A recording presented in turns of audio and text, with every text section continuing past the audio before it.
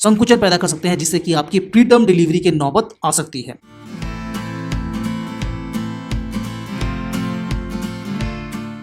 नमस्कार दोस्तों, pregnancy 9 months में आपका बहुत बहुत स्वागत है। जैसे ही आपका 8वां महीना शुरू होता है तो आपको कुछ विशेष प्रकार के डाइट की आवश्यकता होती है। गर्भ में शिशु बहुत तेजी से बढ़ रहा होता है, उसकी जो न्यूट्रिएंट्स की रिक्वायरमेंट होती हैं वो भी बहुत तेजी से बदल रही होती है। तो इस महीने में आपको क्या करना चाहिए, किस तरीके का खान पान आपको रखना चाहिए, क्योंकि इस समय पे प्री मैच्योर डिलीवरी की भी संभावना रह सकती है। अब ये आपका ऑलमोस्ट आखिरी स्टेज है और 8वें महीने को आपको सही तरीके से पूरा करना है, क्योंकि 8वें महीने के बाद आप जब 9वें महीने में आते हैं तो उस समय पे अगर डिलीवरी होती है तो बच्चा पूर्णतः से बन चुका होता है। डिलीवरी का समय बहुत नजदीक है और अब आपको प्रोटीन डाइट पे खास ध्यान देने की आवश्यकता होती है। बच्चे के तेज विकास के लिए प्रोटीन आपके शरीर में अच्छी मात्रा में होना चाहिए। इसके लिए आप जो प्रोटीन रिच डाइट है, जैसे कि आप अंडे का सफेद भाग खा सकते हैं, पनीर खा सकते हैं, जो डेयरी प्रोडक्ट्स होते हैं जैसे कि दूध, दही, इनका आप अधिक मात्रा में सेवन करें। नॉन वेजिटेरियन है तो आप मछली खा सकते हैं या फिर मीट खा सकते हैं, लेकिन ध्यान दें कि अगर आप कोई भी नॉन वेजिटेरियन खा रहे हैं तो उसको आपको अच्छे तरीके से पका के खाना है। और अगर आप मछली खा रहे हैं तो इस बात का ध्यान रहे कि मछली के अंदर पारा की मात्रा न्यूनतम होनी चाहिए। जो ज्यादा पारे वाली मछली होती है जैसे कि शार्क, किंग, मैकरल, इस तरीके की मछली को आपको बिल्कुल भी नहीं खाना चाहिए। सिंपल तरीके से जो रूह मछली होती है उसको आप खा सकते हैं, उसमें मरकरी की मात्रा सीमित होती है। इसके अलावा दोस्तों काफी अच्छी मात्रा में आपको प्रोटीन दालों से, फलियों से मिलता है, जैसे कि सोयाबीन हो गया या फिर सोया की वड़ी हो गई। तो इन सब का आप सेवन करते हैं तो आपको काफी अच्छी मात्रा में प्रोटीन मिलता है, जिससे कि गर्भ में शिशु का विकास अच्छे तरीके से होता है। इसके अलावा दोस्तों आपको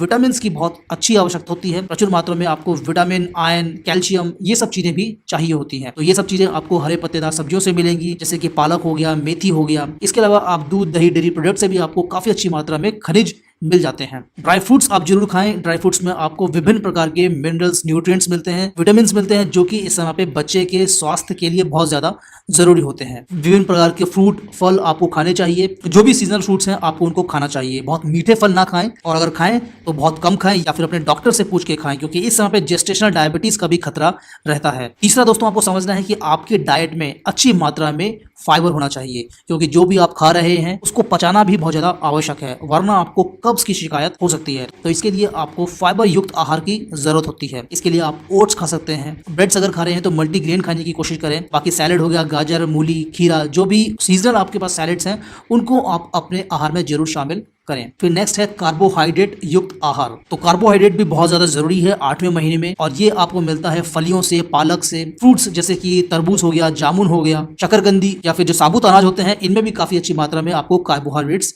मिलता है। तो इनका भी आपको संतुलित मात्रा में सेवन करना है। कोई भी गलत चीज ना खाएं। इस समय पे आप चाय, कॉफी ये भी कम से कम पिएं, क्योंकि इनमें कैफीन की मात्रा होती है जो कि आपके लिए सही नहीं है। इससे आपको संकुचन हो सकता है, ब्लीडिंग भी हो सकती है। तो इन सब चीजों से आप बचें। इस समय पे आपको ऑयली चीजों को कम से कम सेवन करना है, स्पाइसी फूड कम से कम खाना है, क्योंकि ये भी उत्तेजना पैदा कर सकते हैं, संकुचन पैदा कर सकते हैं, जिससे कि आपकी प्री टर्म डिलीवरी की नौबत आ सकती है। कुछ चीजों को खाने से पहले आपको विशेष ध्यान देना चाहिए, जैसे कि मैं बता चुका हूं कि कभी भी अंडा खा रहे हो या फिर मांस, मछली खा रहे हो, इस बात का खास ख्याल रखें कि वो अच्छे तरीके से पके हुए हों, क्योंकि इनके अंदर बैक्टीरिया की खतरा बहुत ज्यादा होता है, जिससे कि आपको इन्फेक्शन पकड़ सकता है, और आपका इन्फेक्शन भी बच्चे तक किसी न किसी माध्यम से पहुंच जाता है। तो बच्चे की सुरक्षा के लिए आपको जो है सही तरीके से पका के ही इन सब चीजों का सेवन करना चाहिए, क्योंकि अभी तक बच्चे का सही तरीके से विकास नहीं हुआ है। उसके जो जरूरी अंग होते हैं जैसे कि लंग्स, किडनीज, ब्रेन, ये अभी बन रहे होते हैं और इनका विकास अभी जारी होता है। तो इनकी प्रॉपर फंक्शनिंग के लिए आपको बहुत ज्यादा ध्यान देने की आवश्यकता है। इसके अलावा दोस्तों आपको नॉन पैस्चराइज्ड मिल्क या फिर उससे बनी हुई कोई भी चीजों का सेवन नहीं करना है। तो अच्छे तरीके से दूध को उबाल के पीना है, और जो दूध से बनी हुई जो चीजें हैं वो सब के सब पैस्चराइज्ड मिल्क से बनी होनी चाहिए। इस बात का आप